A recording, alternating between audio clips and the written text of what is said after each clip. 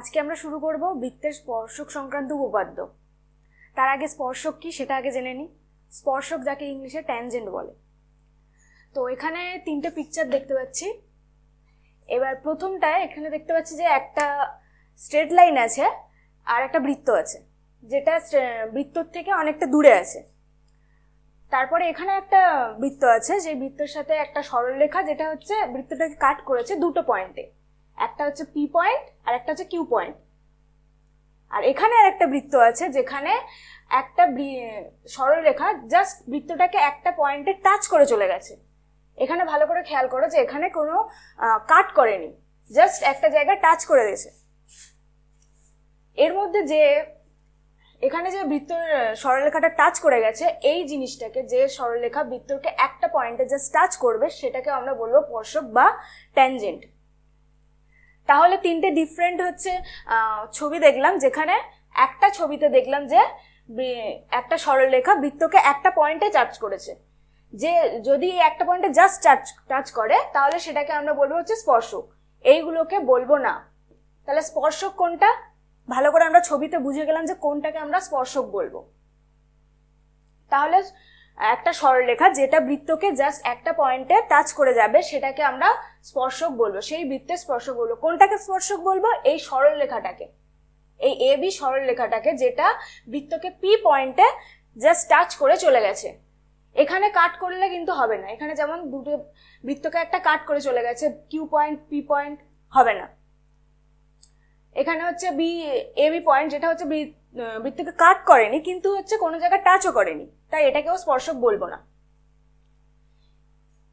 তাহলে কোনটাকে বলবো? যেটা বৃত্তকে টাচ করে গেছে, শুধু সেই পয়েন্টটাকে আমরা বলবো স্পর্শক। এতক্ষণ ধরে আমরা বুঝলাম স্পর্শক কি বা ট্যানজেন্ট কাকে বলে। এবার আমরা দেখবো যে এই স্পর্শক সংক্রান্ত আমাদের সিলেবাসে কি কি উপপাদ্য রয়েছে। তার মধ্যে প্রথম উপপাদ্য কি, উপপাদ্য 40, যেটাকে কি প্রমাণ করতে বলেছে। ওখানে দেওয়া আছে যে বৃত্তের কোনো বিন্দুতে স্পর্শক ও ওই স্পর্শ বিন্দুগামী ব্যাসার্ধ পরস্পর লম্বভাবে অবস্থিত। মানে একটা বৃত্ত আছে, সেই বৃত্তের একটা স্পর্শক রয়েছে, যে স্পর্শকটা কোন বিন্দুতে রয়েছে? একটা বিন্দুতে, সেটা হচ্ছে আমরা পি ধরে নিয়েছি। এবার সেখানে কি বলেছে?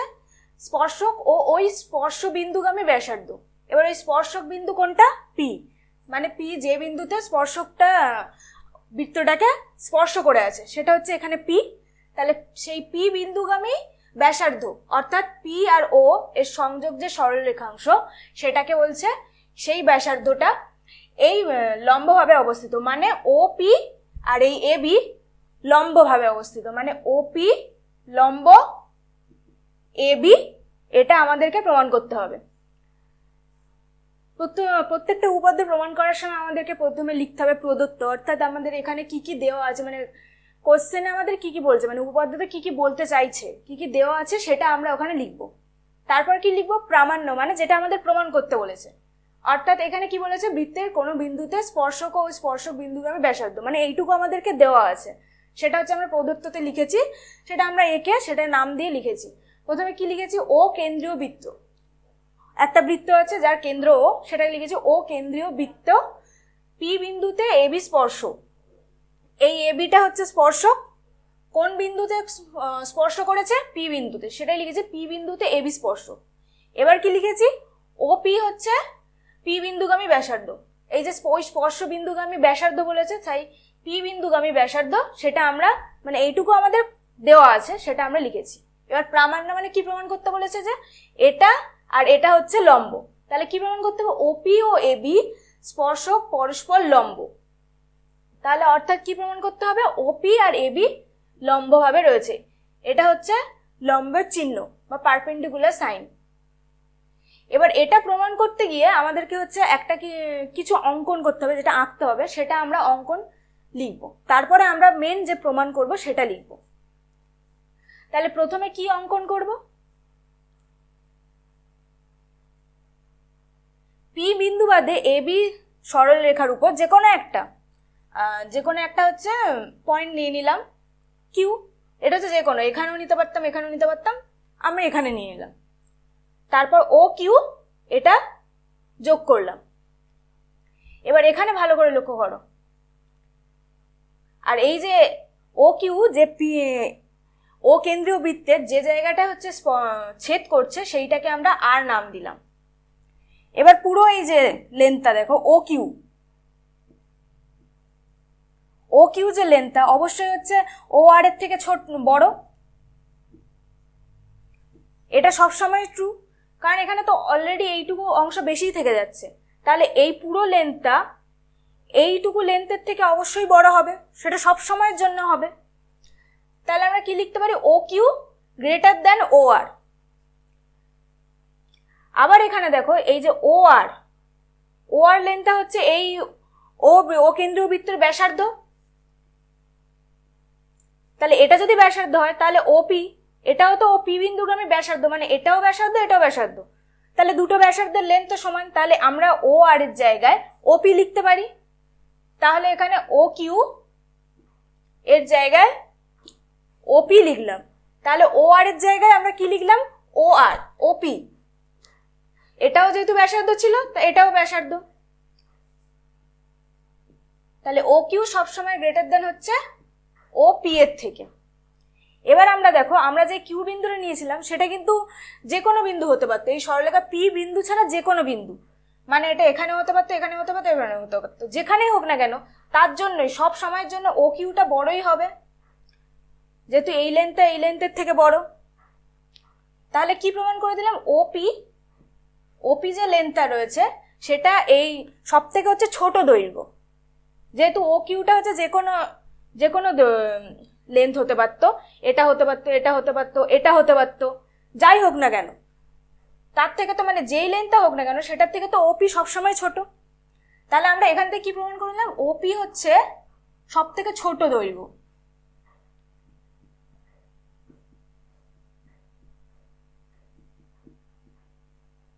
মানে এবি সরলরেখা থেকে ওপিটা হচ্ছে সব থেকে ছোট দৈর্ঘ্য। এবার আমরা ও বিন্দু থেকে সব থেকে ছোট দৈর্ঘ্য হচ্ছে ওপি, আর আমরা সবসময় জানি লম্ব দৈর্ঘ্য কি হয়, সব থেকে কম যে দূরত্বটা হয় একটা বিন্দু থেকে আর একটা সরলরেখার উপর, সব থেকে যে কম দৈর্ঘ্যের যে লেন্থটা হবে, যে দৈর্ঘ্যটা হবে সেইটুকু তাকে আমরা বলবো কি লম্ব বলি। তাহলে আমরা এখানে আগেই প্রমাণ করে দিয়েছি যে ওপি যে দৈর্ঘ্যটা রয়েছে সেটা সব থেকে ছোট, এবি থেকে ও এর দূরত্বের মধ্যে সব থেকে ছোট দৈর্ঘ্যের দূরত্ব কোনটা, ওপি, তাহলে সব থেকে ছোট যেহেতু ওপি তাহলে এটাকেই লম্ব বলবো। এবার এটাকেই আমরা হচ্ছে একটু সাজিয়ে গুজিয়ে লিখবো। প্রথমে আমরা অঙ্কন কি করেছি, এবি এই সরলরেখার উপরে আমরা যে কোনো একটা বিন্দু নিয়ে নিয়েছি পি বাদ দিয়ে, তাহলে এবি স্পর্শকের উপর যে কোনো একটি বিন্দু কিউ নিলাম, তাহলে সেই অন্য বিন্দুটা আমরা এখানে কি নিয়েছি, কিউ।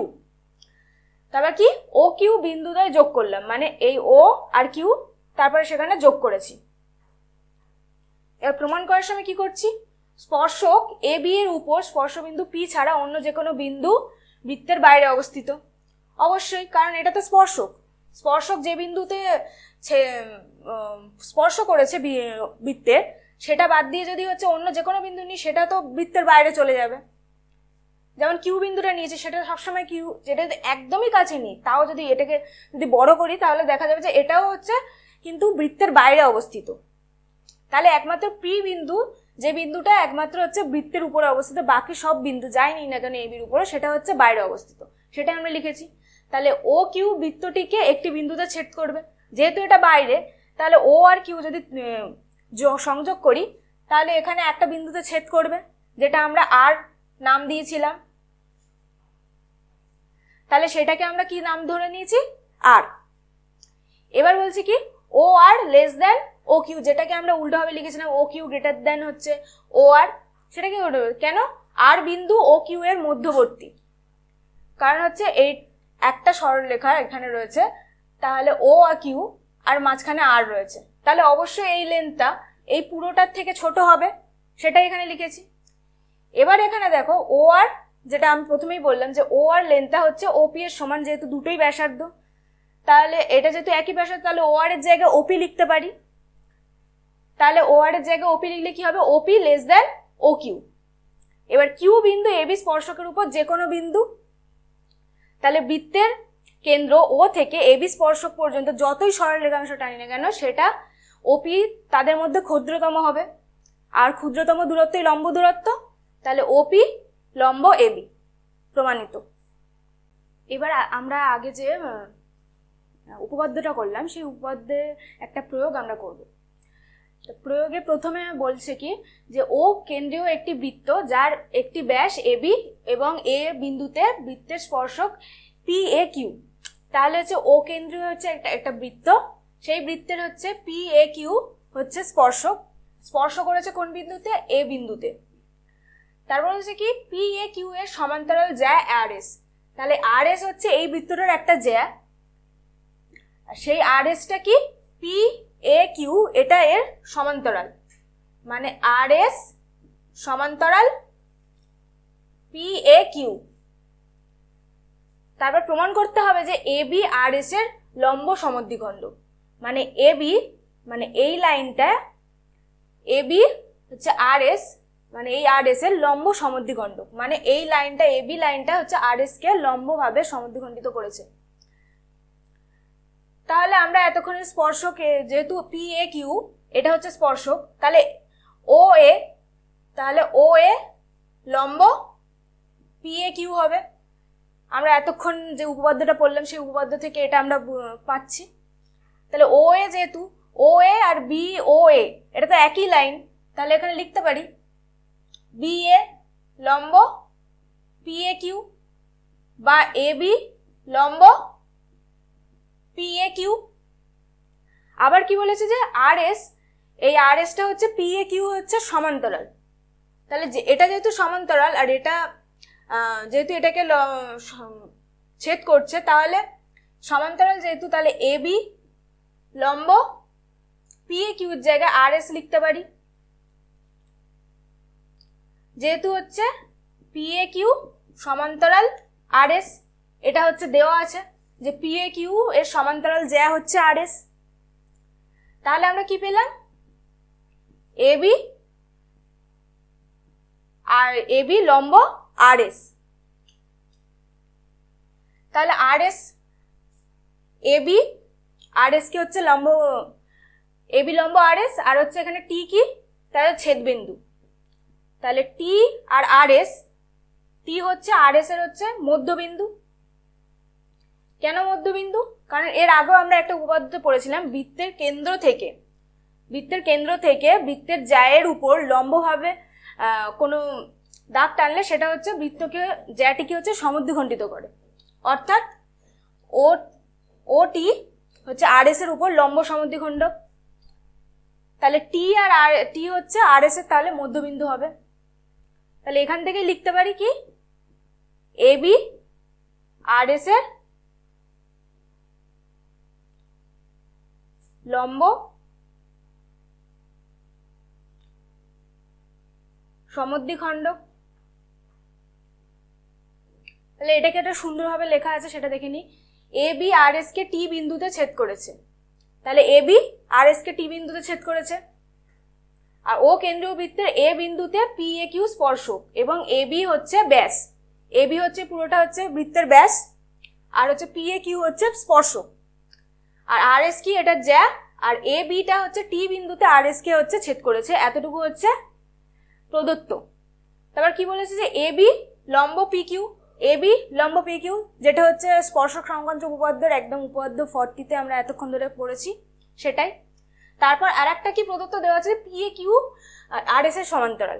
তাহলে হচ্ছে পি এ কিউর জায়গায় হচ্ছে পি কিউ একেবারে লিখতে হবে, পি কিউ সমান্তরাল আর এস, এটা প্রদত্ত।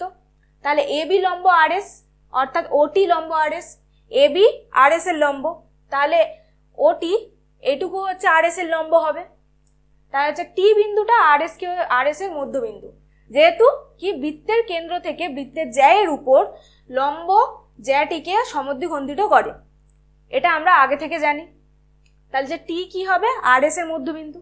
টি যেহেতু আর এস এর মধ্যবিন্দু, তাহলে এ বি আর এস এর লম্ব সমদ্বিখণ্ড, যেহেতু এটা মধ্যবিন্দু, তাহলে আর এটা যেহেতু লম্ব আর এস এর উপরে, তাহলে কি এ বি আর এস এর লম্ব সমদ্বিখণ্ড। এবার আমরা স্পর্শক সংক্রান্ত উপপাদ্যের দ্বিতীয় উপপাদ্য করব, অর্থাৎ উপপাদ্য 41, যেখানে বলছে কি বৃত্তের বহিস্থ কোনো বিন্দু থেকে, মানে একটা বৃত্ত থাকবে, সেই বৃত্তের বাইরে একটা বিন্দু একটা বৃত্ত, তার বাইরের একটা বিন্দু, সেই বিন্দু থেকে যদি ওই বৃত্তের উপর দুটো স্পর্শক অঙ্কন করা যায়, মানে একটা বৃত্ত থেকে ওই বৃত্তের উপরে বাইরে থেকে, মানে বৃত্তের বাইরে যে বিন্দু আছে সেই বিন্দু থেকে একটা স্পর্শক অঙ্কন করব, দুটো স্পর্শক অঙ্কন করব। সেই স্পর্শক দুটির সাথে বহিস্থ কোন সংযোজক সরলরেখাংশ দুটি দৈর্ঘ্য সমান এবং তারা কেন্দ্র থেকে সমান কোণ উৎপন্ন করবে।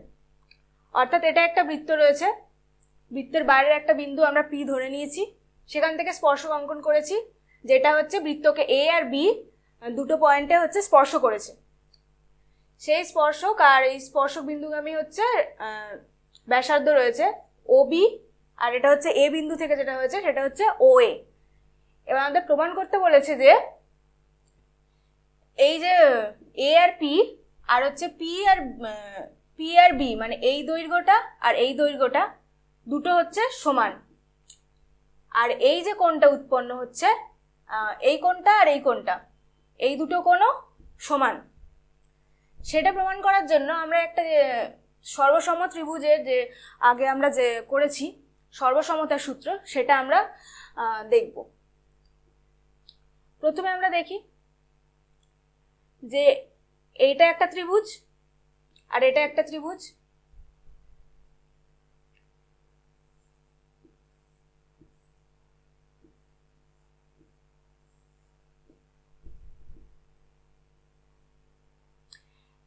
এই ও এ পি আর বি ও পি এই দুটো ত্রিভুজ, যার মধ্যে হচ্ছে ও এ পি এটা 90 ডিগ্রি আর ও বি পি এটা 90 ডিগ্রি, যেহেতু পি বি আর হচ্ছে পি এ দুটো স্পর্শক, তাহলে এটা আর এটা 90 ডিগ্রি হবে, যেহেতু ও বি আর ও এ হচ্ছে পি এ আর পি বির উপর হচ্ছে লম্ব, তাহলে এটা 90 ডিগ্রি। আর ও পি তাহলে এটার অতিভুজ হচ্ছে, যেহেতু এটা ওপি এটারও অতিভুজ, এই ত্রিভুজটারও অতিভুজ আর এই ত্রিভুজটারও অতিভুজ, দুটোই হচ্ছে ওপি, যেহেতু একই সরলরেখা একই সরলরেখাংশ, তাহলে হচ্ছে ওপি হচ্ছে একই হবে।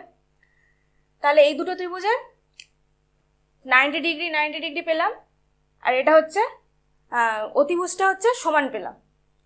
আর এখানে ও এ আর ও বি দুটোই যেহেতু একই বৃত্তের ব্যাসার্ধ, তাহলে দুটোর দৈর্ঘ্য সমান হবে। তাহলে ত্রিভুজের সর্বসমতার সূত্র থেকে কি পেলাম, আর এইচ এস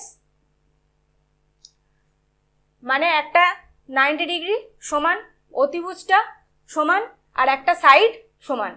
তাহলে ত্রিভুজের সর্বসমতার সূত্র থেকে কি পাবো, যে এই ও এ পি আর ও বি পি দুটো ত্রিভুজ সর্বসমতার সূত্র অনুযায়ী, তাহলে এ ও পি এ ও আর হচ্ছে পি বি ও দুটো হচ্ছে সর্বসম ত্রিভুজ কোন সূত্র আর এইচ এস এই সূত্র অনুসারে।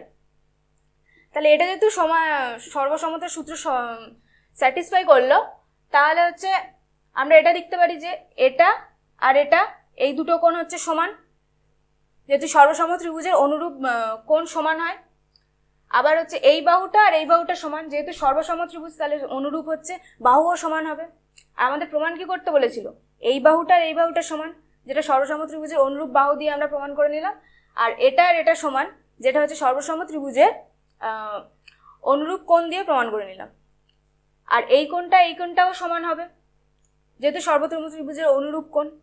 তাহলে যে পি ও এ এই কোণটা আর পি ও বি এই কোণটা দুটো কোণ সমান। তাহলে এখানে প্রমাণ করতে বলেছিল কি, যে দুটি বাহুর দৈর্ঘ্য সমান, মানে পি এ আর পি বি হচ্ছে সমান, সেটা হচ্ছে ত্রিভুজের অনুরূপ বাহু, সেটা প্রমাণ হয়ে গেল। আর হচ্ছে কি প্রমাণ করতে বলেছিল, যে এ ও পি বা পি ও এ আর পি ও বি এই দুটো সমান, দুটো কোণ সমান, যেহেতু হচ্ছে সর্বসম ত্রিভুজের অনুরূপ কোণ, সেই জন্য এটাও সমান। এবার আমরা করব উপপাদ্য 42, যেখানে বলছে যে